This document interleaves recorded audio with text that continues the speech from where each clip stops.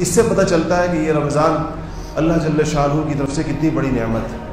یہ اس کا انتظار کیوں ہوتا ہے؟ اور آپ صلی اللہ علیہ وسلم نے جو دعا میں نے پچھلے جمعے میں بھی عرض کی تھی کہ آپ نے فرمایا کہ اللہم بارک لنا فی رجب و شعبان و بلغنا رمضان، کہ اللہ ہمارے رجب کے اندر اور ہمارے شعبان کے اندر برکت عطا فرما، اور برکت یہی ہے اس کی کہ اس کے اندر ہمیں زندگی عطا فرما، اور ایسے اس میں ہمیں اس کی تیاری عطا فرما کہ ہم اچھے طریقے کے ساتھ رمضان تک پہنچ جائیں.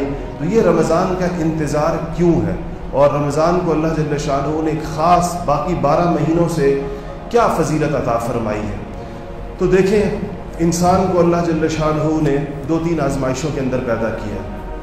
ایک آزمائش اس کی یہ ہے کہ اللہ جل شانہ نے اس کے ساتھ نفس لگایا ہے.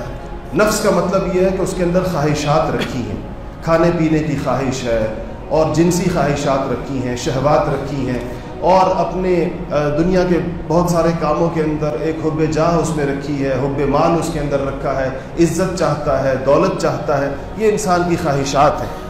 دوسرا، اللہ جل شانہ نے شیطان کو ایک مہلت دی ہوئی ہے قیامت تک. اس کو کہا ہے کہ میرے خاص بندے تو تیرے داؤ پیچ میں نہیں آئیں گے، باقی تجھے ایک خاص اللہ تعالیٰ کی طرف سے ڈھیل ہے، ایک مہلت ہے.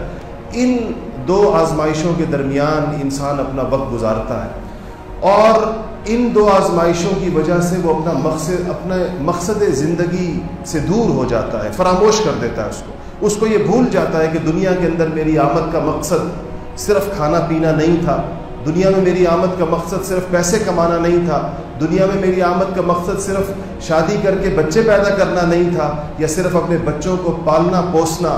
یہ صرف مجھے اللہ نے اس لیے نہیں پیدا فرمایا.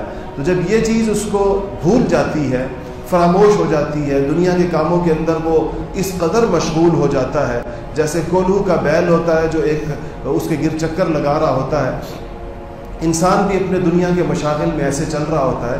ایسے میں اللہ جل شانہ اس کو ایک موقع عنایت فرماتے ہیں، اور موقع یہ عنایت فرماتے ہیں کہ شیطانوں کو بند کر دیا جاتا ہے. ایک، اس کے دشمن کا رستہ روک دیا جاتا ہے، اور دوسرا، اس کے نفس کو جن چیزوں سے غذا ملتی ہے، اس کے اندر جو خواہشات اور جو اس کے اندر جو شہوات، جنسی خواہش ہو، کھانے پینے کی خواہش ہو، گناہوں کی خواہش ہو، ان کو جس چیزوں کے ذریعے سے غذا ملتی ہے، ان حلال رستوں کو بھی اللہ جل شانہ روک دیتے ہیں.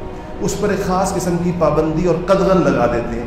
ورنہ آپ کو پتہ ہی ہے کہ کھانا پینا ایک مباح کام ہے، ایک جائز کام ہے، اور انسان باقی 11 مہینے جس وقت مرضی کھائے اور حلال کھائے، بس اس کے اوپر کوئی پابندی نہیں ہے. لیکن رمضان المبارک میں اللہ جل شانہ نے حلال پر بھی پابندی لگائی، کھانے پر بھی، اور اسی طرح میاں بیوی کے تعلقات کے اوپر بھی پابندی لگائی ہے خاص وقت کے لیے، کہ یہ چیزیں اگرچہ جائز ہیں، لیکن ان میں مشغول رہنے والے آدمی کو اپنے نفس کے ساتھ ایک تعلق زیادہ رہتا ہے، نفس کے تقاضوں کو پورے کرنے کی طرف دھیان رہتا ہے.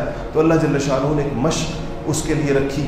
اب جب اس کی حفاظت شیطان سے بھی کر دی کہ کہہ دیا شیطانوں کو باندھ دیا جاتا ہے، اور اس کی نفس سے بھی حفاظت کا بندوبست فرما دیا گیا، کر دیا گیا کہ نفس سے بھی اس کی حفاظت ہو، تو پھر اب اس کے لیے اللہ جل شانہ کی معرفت، اللہ تعالیٰ کی محبت، اللہ تعالیٰ کے ساتھ اس کا ایک تعلق، اس کے رستے آسان ہو گئے. الا یہ کہ انسان خود ان رستوں پر نہ چلے، اور وہ جو مہینہ اس کو ایک اللہ تعالیٰ نے مشق کرانی تھی، وہ اس مشق کے مقاصد کو نہ سمجھے.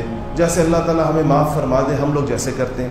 دیکھیں، اس مہینے میں کھانے پینے میں کمی مطلوب ہے تاکہ نفس کا تعلق تھوڑا جسم کے ساتھ کمزور ہو. لیکن ہم لوگ اوقات تو بدل دیتے ہیں کہ چلے دن میں نہیں کھائیں گے روزہ رکھنے والے، لیکن ہماری شام کی افطاری اور افطاری کے بعد ہمارے پرتکلف کھانے، پھر ہماری سحری، وہ عام طور پر اگر آپ کبھی اس کا حساب لگائیں تو ہم عام دنوں سے بھی زیادہ کھاتے ہیں رمضان مبارک کے اندر. جس کا مقصد تقلیل طعام تھا کہ کھانا کم ہو جائے، وہ مزید بڑھ جاتا ہے. اسی طرح اس کا ایک مقصد یہ تھا کہ جب انسان کم کھاتا ہے تو قدرتی بات ہے، آپ نے دیکھا ہوگا کہ انسان کم سوتا ہے. سونے کا کھانے کے ساتھ ایک براہ راست تعلق ہے. زیادہ کھانے سے خمار اٹھتا ہے، پیدا ہوتا ہے، اور غبارات پیدا ہوتے ہیں اور نیند آتی ہے. لیکن اگر انسان کم کھائے تو اس کو کم سوتا ہے. لیکن جب ہم لوگ زیادہ کھاتے ہیں تو رمضان المبارک کو پھر باقی اوقات ہمارے سونے کے اندر گزر جاتے ہیں. اس لیے آپ نے دیکھا ہوگا کہ اگر کبھی کوئی بندہ اپنا حساب لگائے تو رمضان کے اندر ہمارے نیند کے گھنٹے بھی بڑھ جاتے ہیں، اور ہمارے کھانے کی مقدار بھی بڑھ جاتی ہے. حالانکہ انہی دونوں چیزوں سے، ان حلال چیزوں سے منع، یعنی اس میں ایک روکنا قدرے مطلوب تھا کہ انسان اس میں تھوڑی مشق کرے، ان چیزوں میں تھوڑا سا پیچھے آئے.